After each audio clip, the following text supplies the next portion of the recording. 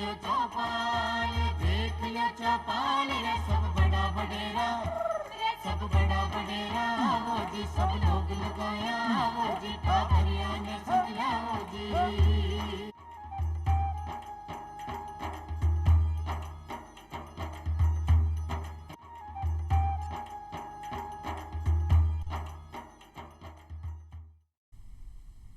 चौपाल देखने वाला सबला दर्शका ने राम राम सा। भाई आज की चौपाल में आप चर्चा कर रहे हैं श्रम दिवस की सार्थकता। आपने सबने पता है कि 1 मई ने आप विश्व श्रमिक दिवस मनावा हाँ। आ दिवस आप क्यों मनावा हाँ? हर एक व्यक्ति को सपनों है बिको खुद को घर हो, बिका घर के बाहर एक अच्छी सी सड़क हो, बिका टाबर जो भी हैं वो विद्यालय जावे, बिका स्वास्थ्य की पूरी सुविधा भी ने उपलब्ध हो, खेती बाड़ी को काम अच्छो हो, जिन्हें भी ने ताज़ी ताज़ी सब्जी मिल सके। हर व्यक्ति सोचे है कि भाई आपनो जीवन आनंद से भरे रहो और आपनी जितनी भी औद्योगिक इकाई हैं वो सही तरीके से चले, तो बी के लिए कामगारा की आवश्यकता है। और आप अगर सोचा कि अगर कामगार नहीं है तो औद्योगिक इकाई तो सही तरीके से चल ही नहीं सके है और साथ ही साथ अपना देश भी विकास की डगर पर पीछे रह सके है, क्योंकि अपना देश को आधार ही अपना मजदूर भाई बहना ने कह सका। इसलिए ही आज खासी चौपाल लेकर आया है अपना श्रमिक वर्ग के लिए विश्व श्रमिक दिवस के ऊपर,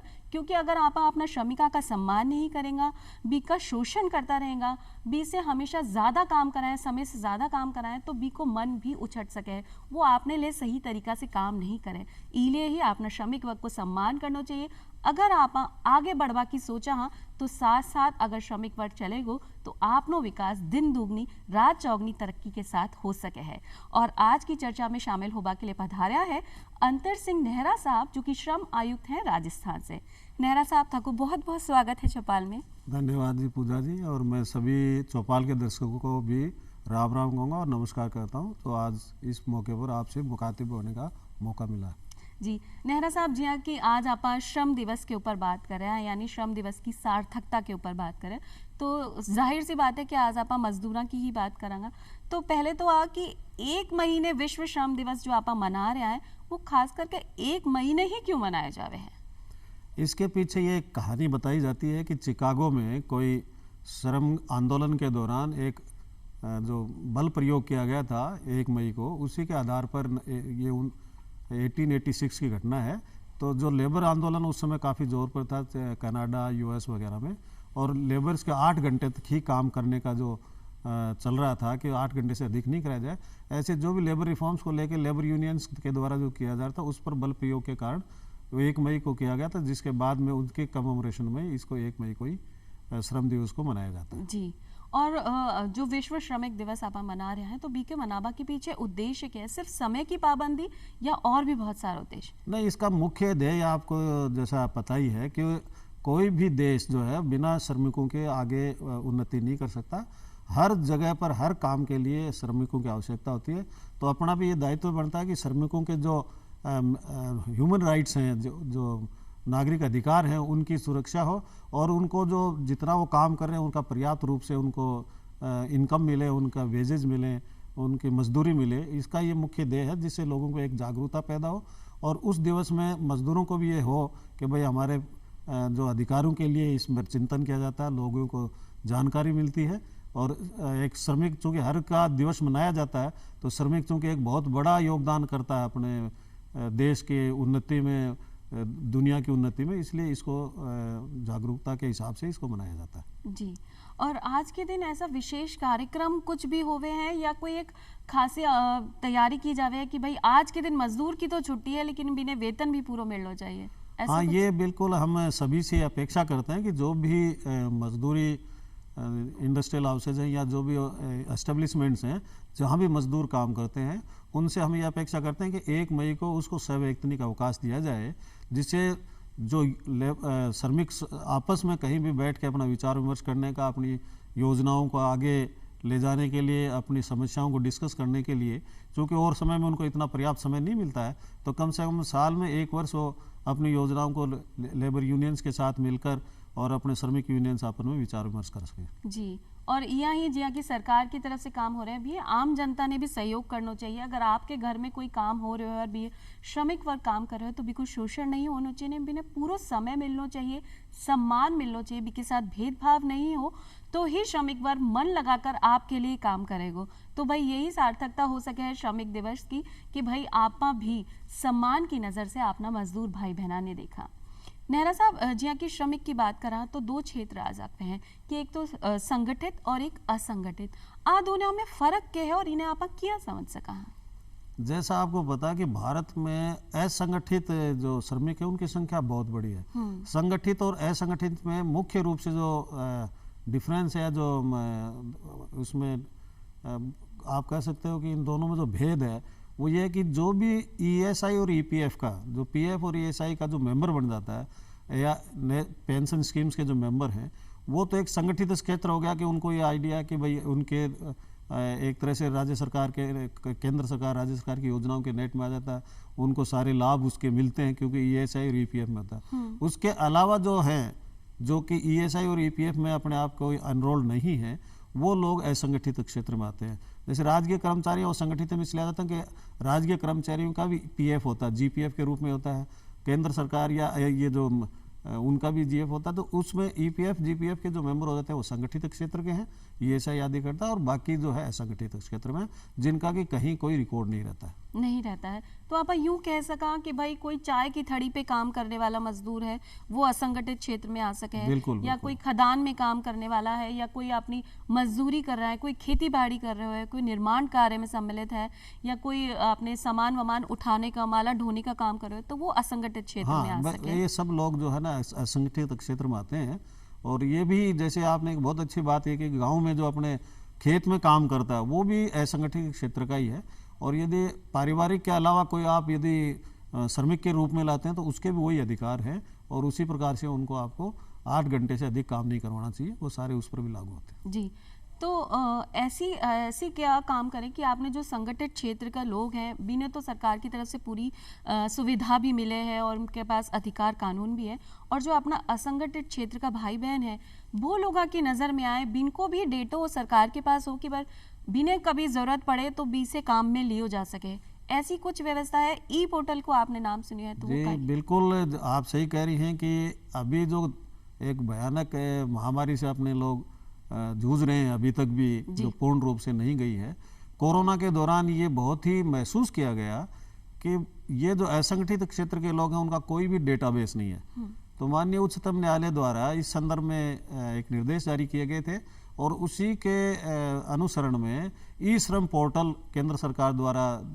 बनाया गया है, जिसमें समस्त प्रकार के असंगठित क्षेत्र के लोग खुद स्वयं जाकर उसमें अपना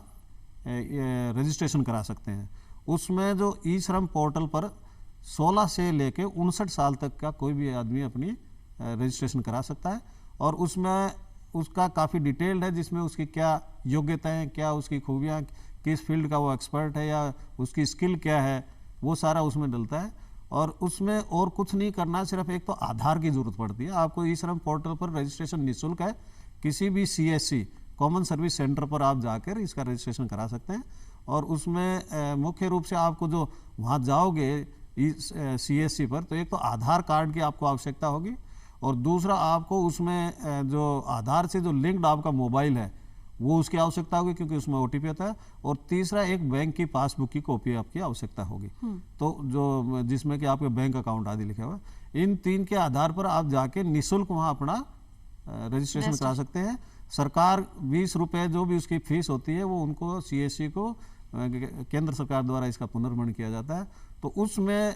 हर आदमी जो इस दौरान हमने काफ़ी किया, जैसे राजस्थान में करीबन 1 करोड़ 21 लाख लोगों को इसमें रजिस्ट्रेशन कराया जा चुका है, और भी अभी चल ही रहे हैं, तो वह कोई भी आदमी इसमें कर सकता है। और वर्तमान में इसका लाभ ये है कि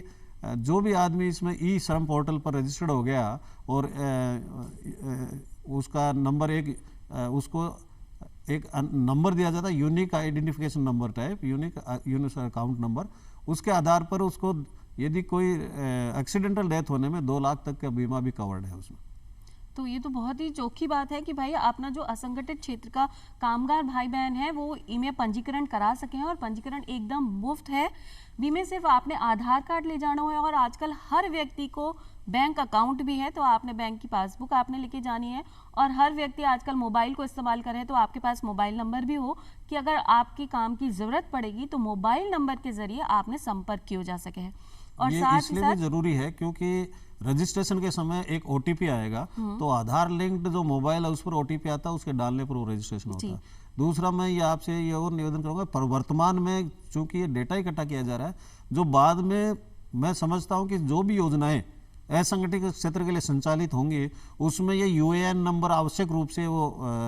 लेंगे, जो कि उनका एक तरह से ई श्रम पोर्टल पर जो रजिस्ट्रेशन नंबर है उसकी आवश्यकता महसूस होगी, और भविष्य की योजनाएं इन्हीं के आधार पर ही बनाने की संभावना अत्यधिक है। इसलिए मैं आज सभी से आग्रह करूंगा, जो भी सुन रहे हैं भाई बहन, कि वो अपना ई श्रम पोर्टल पर जाकर रजिस्ट्रेशन आवश्यक रूप से कराएं। 16 की उम्र से लेकर आप 60 साल तक 59 साल तक आप इमें रजिस्ट्रेशन करा सको। भविष्य में आने वाली जितनी भी योजनाएं अगर भी को लाभ उठाने हो तो ई श्रमिक पोर्टल पर, ई श्रम पोर्टल पर आपनो पंजीकरण अवश्य कराओ और इको आप फायदा उठा सका। मतलब सरकार की तरफ से अगर कोई भी काम की शुरुआत होगी नई, या कोई नई योजना आ गई, या कहीं निर्माण को काम है, तो इन मजदूरों ने आप संपर्क कर सका। ऐसी आपनी भविष्य में सोच है। ये सिर्फ असंगठित के जिसमें ESI EPF और उसमें जो इनकम टैक्स पे नहीं हो, उनके लिए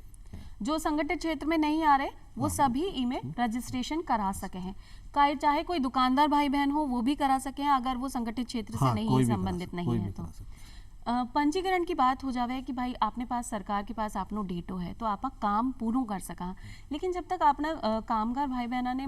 जो अधिकार है बी की जानकारी नहीं होगी तो वो आगे नहीं बढ़ सके हैं। तो आपना मजदूर भाई बहन जो श्रमिक भाई बहन है बी का अधिकार कौन कौन सा है? सभी श्रमिक भाइयों से मैं ये कहना चाहूँगा कि जैसा काफ़ी जो जागरूक हो गए हम लोग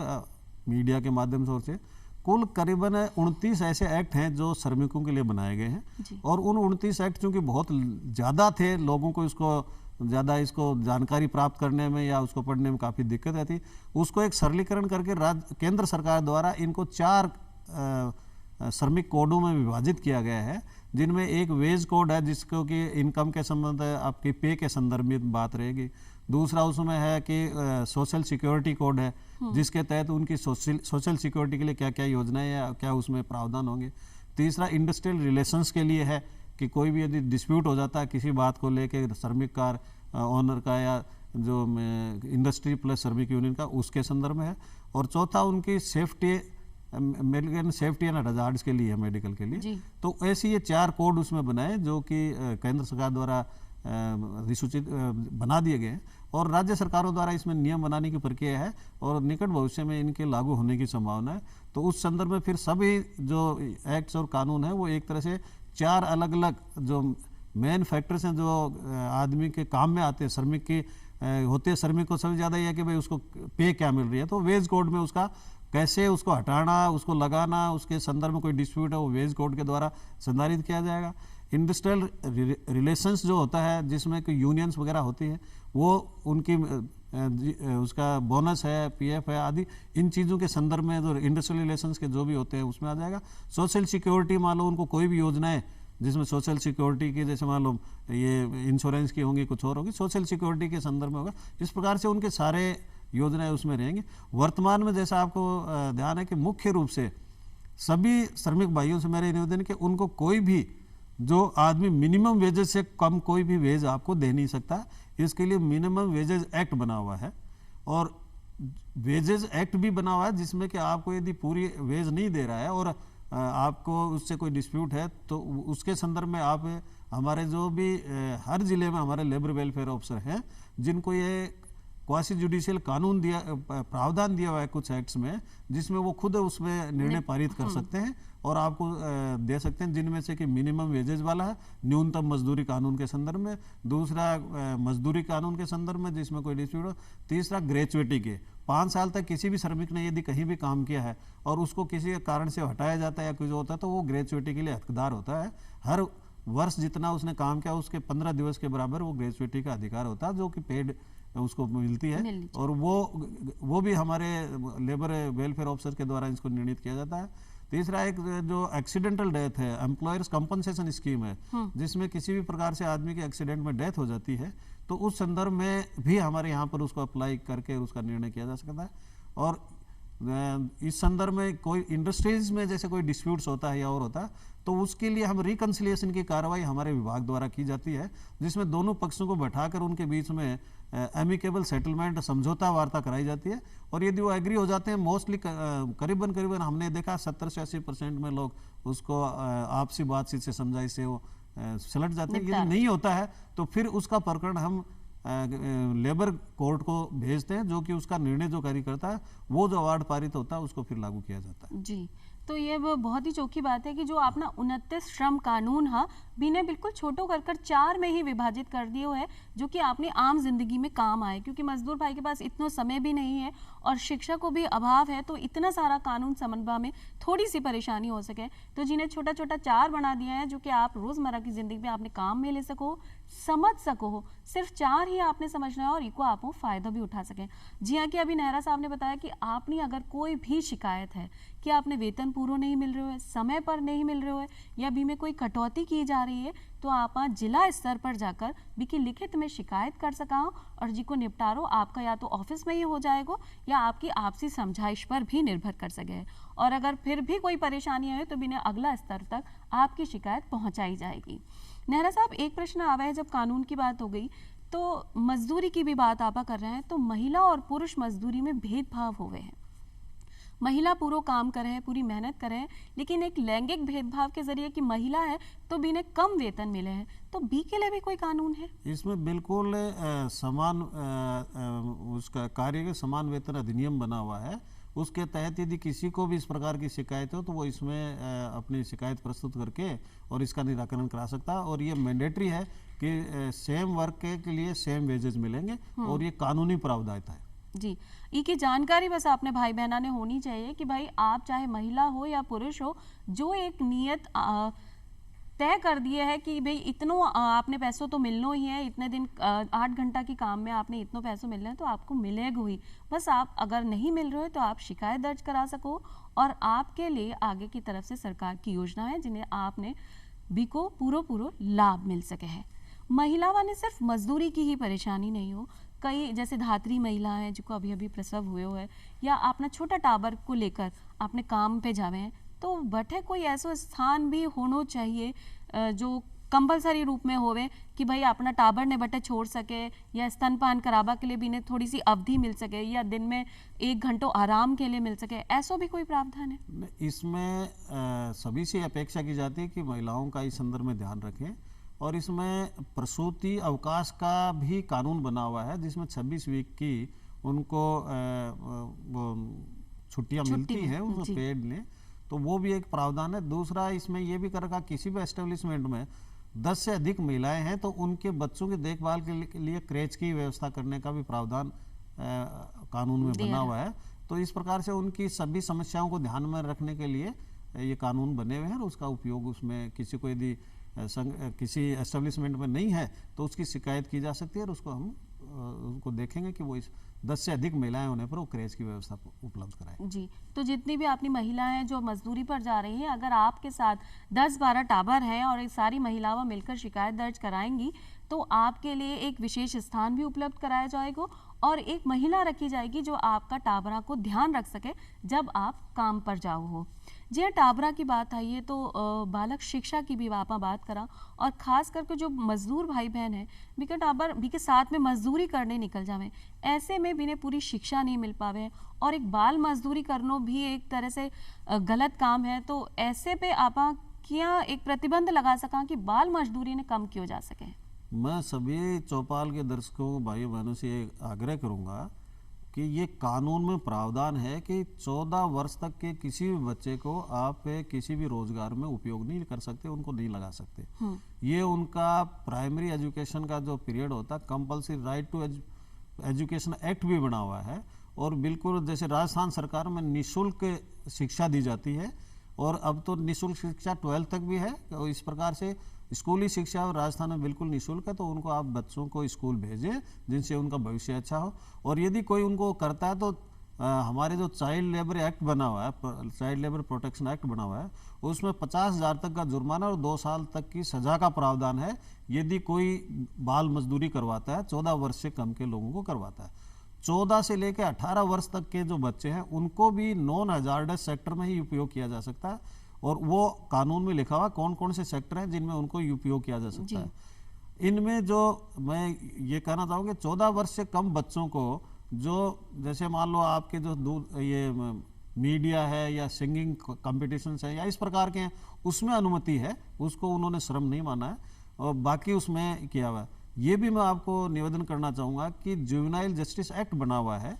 उसके तहत भी, और पॉक्सो एक्ट बना हुआ है, उसके तहत भी यदि किसी बच्चों को जो 14 वर्ष से कम हैं या 18 वर्ष से भी कम हैं, जुवेनाइल जस्टिस में तो 18 वर्ष से कम तक वालों को भी, पॉक्सो में 18 वर्ष से कम तक वालों को यदि आप प्रतिबंध रख के उनके साथ में कोई सेक्सुअल असोल्ट की कार्रवाई करते हैं तो उसमें उम्र कैद तक का प्रावधान है। तो इसलिए कानून बहुत ही स्ट्रिंजेंट है, आपको बस जानकारी के अभाव होने के कारण अपने इसका उपयोग नहीं कर पा रहे हैं। तो ऐसी स्थितियों में कोई भी आपको इस प्रकार से लगता है तो 1098 हमारी हेल्पलाइन है बच्चों के लिए, उसमें आप शिकायत प्रस्तुत कर सकते हैं। एक पेंसिल पोर्टल बना रखा है जिसमें आप ये शिकायत उसमें ऑनलाइन दर्ज करा सकते हैं। तो इसलिए बच्चों के भविष्य को देखते हुए काफ़ी केंद्र सरकार और राज्य सरकार बहुत ही इस संदर्भ में सेंसिटिव है, जागरूक है, और उसमें कार्रवाई के लिए हम यथासंभव करते ही हैं। और हर जिले में जो हमारे है, जो बच्चों के लिए जो है डिस्ट्रिक्ट चाइल्ड वेलफेयर कमेटी बना रखी है, जो उनका रेस्क्यू करती है पुलिस और प्रशासन के साथ मिलके,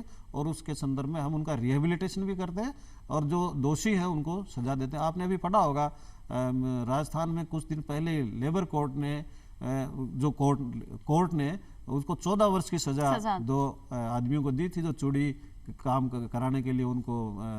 बाल मजदूरी करा रहे थे, प्लस उनके साथ अन्य सेक्सुअल हरासमेंट आदि की कार्रवाई की गई थी। जी, तो ये भी बहुत जो की बात है, बस आपने जानकारी को अभाव है। अब जानकारी आपको चौपाल के माध्यम से मिल ही गई है। जो भी मजदूर भाई बहन है, अगर बीका बालका से या टावरा से जबरदस्ती कोई मजदूरी कराई जा रही है, चाहे से कोई जो भी क्षेत्र हो, संगठित या असंगठित, तो आप शिकायत दर्ज करा सका और ये कानूनन दंड का भागी हो सके हैं कि भाई अगर 14 साल से कम उम्र का टाबर से आप बाल मजदूरी करावा। तो एक पेंशन की बात आए कि जो अपना श्रमिक वर्ग है, बिना अपने भविष्य के लिए कुछ जोड़ के नहीं रख पावे, अभी ने तो आज कमाना है और आज ही खत्म करना है, तो ऐसी कोई योजना जैसे श्रम योगी मानधन योजना है, ई के बारे में भी अपना दर्शकों ने थोड़ी सी जानकारी मिल जाए तो भी को फायदा मिल सके। जी पूजा जी, जैसे आपने पहले भी कहा था कि संगठित और असंगठित 2 तरह के क्षेत्र हैं, अपने मजदूरों को या श्रमिकों को अपने उसमें बाइफरकेट करते हैं। तो संगठित क्षेत्र के लिए तो चूंकि पीएफ जीपीएफ वगैरह है, नेशनल पेंशन स्कीम्स वगैरह हैं, तो वो तो उनको ऑलरेडी मिलती है। असंगठित क्षेत्र के संदर्भ में कुछ नहीं, तो प्रधानमंत्री मानधन योजना जो है इसमें लागू, पीएमसी योजना बोलते हैं, वो इसमें लागू की गई है। और इसके संदर्भ में जो भी 18 से लेकर 40 वर्ष का जो भी असंगठित क्षेत्र का मजदूर है वो इसमें अपना भाग ले सकता है। जैसा मैंने कहा कि पीएमसी में भी आप जो है ईएसआई और पीएफ के मेंबर नहीं होने चाहिए, आयकर दाता नहीं होने चाहिए, और 18 से 40 साल की वर्ष तक ही इसमें आप अपना योजना में अपने आप को रजिस्टर कर सकते हैं। इसमें 55 रुपये से लेके और 200 रुपये तक का पर मंथ कंट्रीब्यूशन होता है। जो हमारे जैसे मान लो